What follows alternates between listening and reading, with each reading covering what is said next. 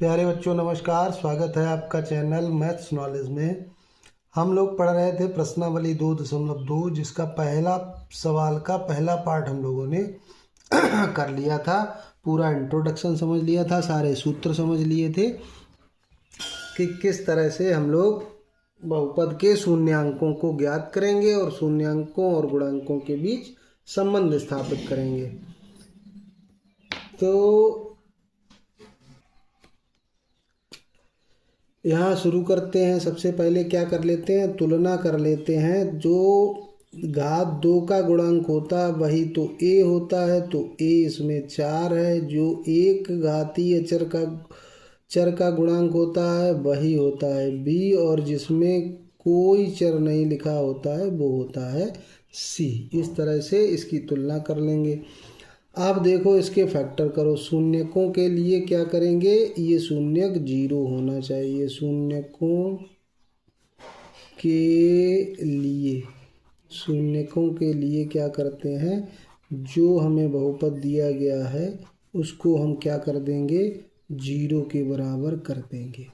अब इसके गुणनखंड की हमने आपको विधियां बताई थी कि यहाँ पे संख्या लिखी है तो इसका गुणा कर लो, या देख लो a + b का होल स्क्वायर सॉरी, या a - b का होल स्क्वायर तो नहीं बन रहा।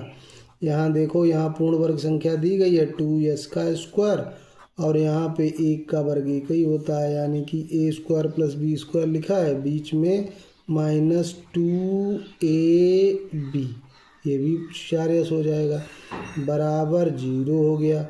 तो ये क्या हो गया, 2s - 1 का होल स्क्वायर हो गया।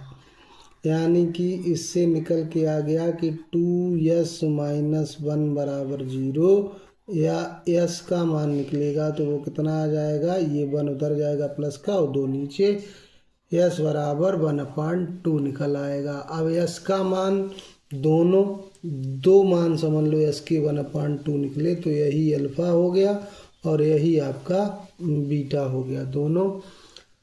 अब हम शून्यकों के बीच गुणांकों से इसका संबंध स्थापित करेंगे। तो अल्फा प्लस बीटा, अल्फा और बीटा दोनों 1/2 हैं, इनको जोड़ेंगे तो बराबर 1 आ जाएगा। और इसी को अगर करें क्या, -b/a, तो -b का मान कितना हो जाएगा, 4, और a का मान भी 4 है, तो ये उसी के तो बराबर आ जाएगा।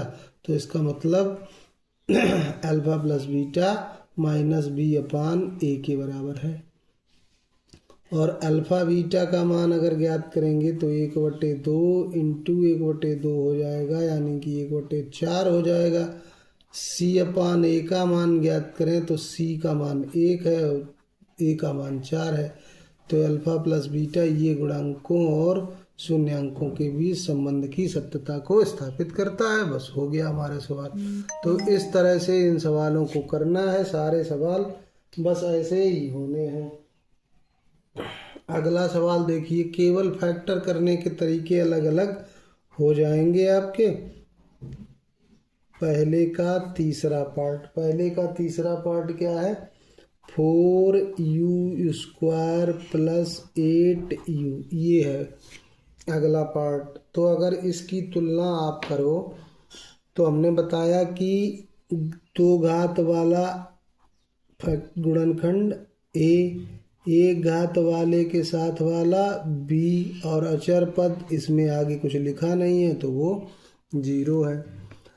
शून्यकों के लिए अगर हम तुलना करें, शून्यकों के लिए इस पूरे बहुपद को 0 कर दें। शून्यकों के लिए क्या हो जाएगा, 4u² + 8u = 0 हो जाएगा। अब इससे कहेंगे आप क्या निकलेगा, इससे देखो क्या कॉमन है, यहाँ 4u कॉमन है तो 1u बच जाएगा, और 4 दूना 8 बराबर 0 हो जाएगा। 4 तो 0 हो नहीं सकता, तो इससे क्या निकलेगा, u बराबर 0 या u + 2 बराबर 0। तो इससे u का मान क्या आ जाएगा, -2। ये 0 वाला ये अल्फ़ा मान लो, -2 ये बीटा मान लो। बस आपके शून्यक पता हो गए। अल्फ़ा प्लस बीटा जब हम ज्ञात करेंगे तो 0 प्लस बीटा का मान -2 है तो -2 आ जाएगा। -b/a जब ज्ञात करेंगे तो -8/4, b का मान 8 है और माइनस लगाएंगे, 4 दूना 8, ये हो गया इसका संबंध। अब हम अल्फ़ा बीटा ज्ञात करेंगे तो अल्फ़ा बीटा 0 गुणे -2, और 0 का किसी में गुणा करें तो आपको पता है 0 ही आता है।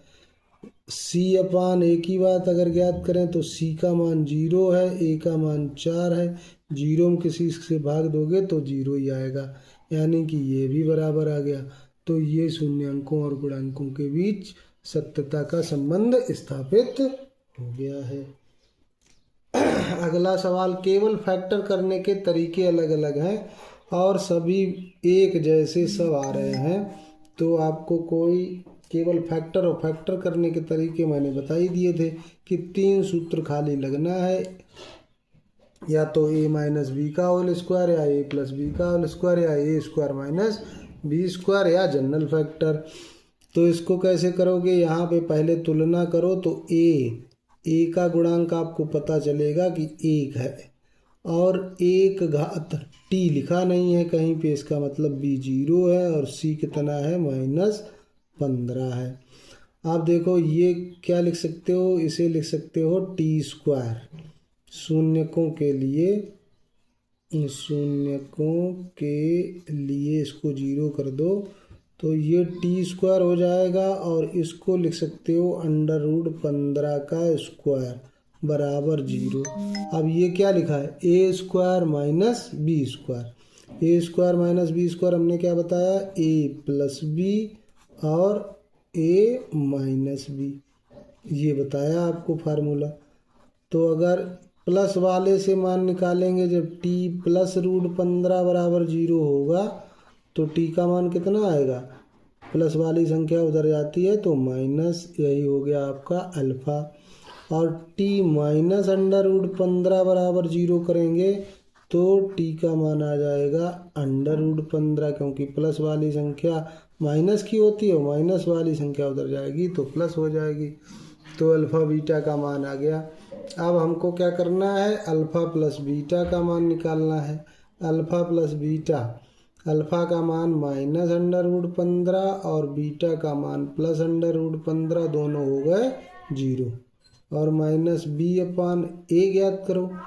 तो b क्या है, यहाँ पे 0 है, और 0 में a से भाग देंगे 1, यानी कि ये भी 0 आ गया, तो यानी कि ये दोनों बराबर हैं।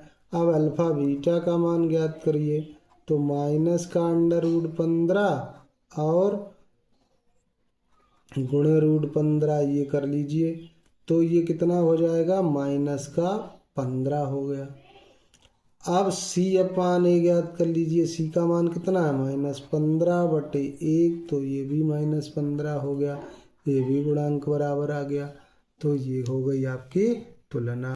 अब पहले सवाल का लास्ट पार्ट है, यहाँ तो सब दिया गया है, a बराबर 3 दिया गया है, b बराबर -1 दिया गया है, c बराबर -4 दिया गया है। अब गुणनखंड करो, 3 चक्को 12, 3x² - x -4, 3 और 4 का गुणा करेंगे 12 हो जाएगा, और 3 से 4 घटा देंगे तो माइनस का 1 बच जाएगा, या 4 से 3 घटा दो तब भी 1 बच जाएगा। 3x² - 3x लिख दो, माइनस का 4x लिखो, और प्लस का 3x लिखो, तब माइनस का 1 बचेगा, और -4, इसके ये फैक्टर हो गए।